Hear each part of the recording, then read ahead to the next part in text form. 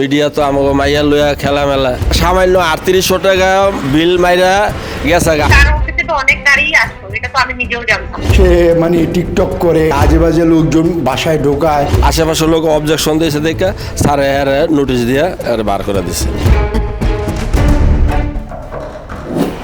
প্রিয় দর্শক, আশরাফুল আলম ওরফে হিরো আলম মহানগর প্রজেক্টের এই বাসাটিতেই থাকতো এবং তার বিরুদ্ধে অভিযোগ উঠেছে যে তিনি নারী ঘটিত কারণে তাকে এই বাসা থেকে বের করে দেয়া হয়েছে এবং সেটা আসলে কতটুকু সত্যি বা আসল ঘটনাটা কি সেটি আমরা সরেজমিনে দেখার চেষ্টা করব।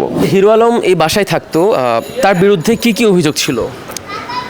তার বিরুদ্ধে অভিযোগ ছিল এনে আশেপাশের মানুষে কইছে মাইয়া টাইয়া লই আইতো, ঠিক আছে।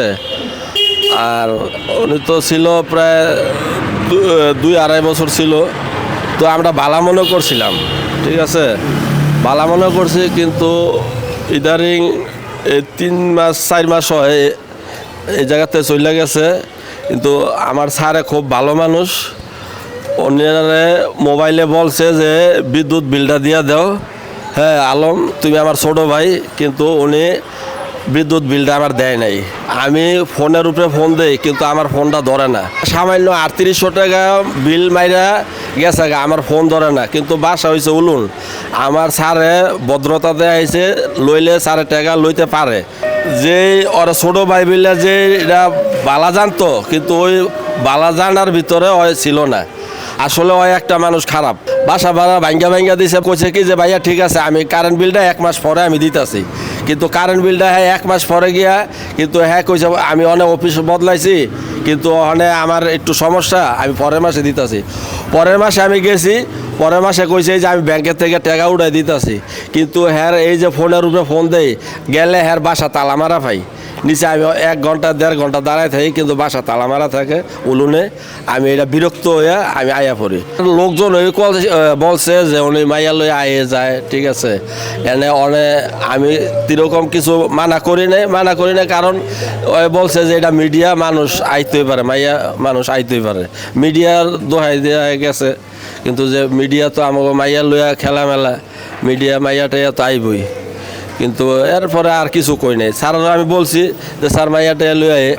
এরপরে স্যার আশেপাশে মানুষে কইছে যে ঠিক আছে ভাই, এই জায়গায় ঢাকা 17 আসনে গ্যাঞ্জাম করছে, এই জায়গায় আবার বগুড়ায় গিয়ে গ্যাঞ্জাম করে আইছে।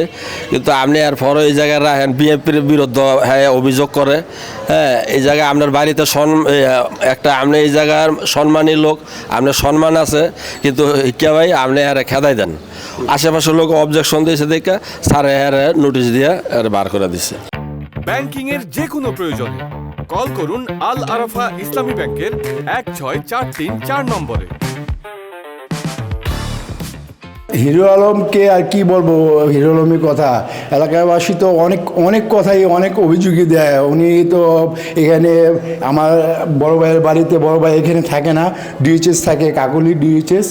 হ্যাঁ, এখানে থেকে সে মানে টিকটক করে, এটা করে ওইটা করে, কি আজে বাজে লোকজন বাসায় ঢোকায়, হ্যাঁ, চিল্লাচিল্লি করে, মানে কী ধরনের কথা বলে। লাস্টে তো তাকে উঠাইতেই পারি না, তো লোকজন দিয়ে উঠায়া তারপরে ওকে এখান থেকে সরাইছি। আচ্ছা, এমনিতে মানে তার ব্যাপারে সুনির্দিষ্ট কি অভিযোগ ছিল এলাকাবাসীর? ছাদের মধ্যে সুইমিং করতো, আশেপাশে বাড়িওয়ালার ছেলেরা, আমার ছোটো ভাই, বাড়িওয়ালারা বড় ভাই, হ্যাঁ, ওরাও কমপ্লেন করছে। ভাইয়া তো মোটা মানুষ উপরে উঠতে পারে না, হ্যাঁ, সব কমপ্লেনগুলি আমি ছাদে যেতাম, আমারই শুনতে হতো। ছাদে পুরা কার্পেটিং করে নেট দিয়ে আপনার পানি আটকাইতো, বৃষ্টির পানি আটকাইতো, ট্যাঙ্কির পানি শেষ করে সে সুইমিং পুলে টিকটক করতো, এটা করতো ওইটা করতো। আশেপাশে লোকজন মানে অনেক বিরক্ত ভাব করতো এবং লাস্টে আমাদের ফোন দেওয়া হতো। মদ টদ এটাও খেত, আমি জানতাম, যেটা মদের বোতল উপরে আপনারা বাধ্য হয়েছেন তাকে? আসলে বাধ্য হয়েছে মানে কি, ও না গেলে আমরা পুলিশ দিয়ে হলেও উঠাইতাম, সমিতির মাধ্যমে উঠাইতাম। আমি তো জানি ঠিকভাবে অফিস ছেড়ে চলে আসা হয়েছে, বা যেভাবে আর কি যে প্রক্রিয়ায় ছাড়া হয় অফিস, সেভাবেই ছেড়ে আসা হয়েছে। নারী ঘটিত বিষয় হচ্ছে গিয়ে, সে যেহেতু মিডিয়ার লোক, তার অফিসে তো অনেক নারী আসতো, এটা তো আমি নিজেও জানতাম। তাকে জিজ্ঞেস করেন এই বিষয়টা যে আপনার অফিসে তো অনেক মেয়ে আসতো, যে এই সেম উত্তরটাই দিবে। দেশে দেশে সবার সাথে দ্য নিউজ।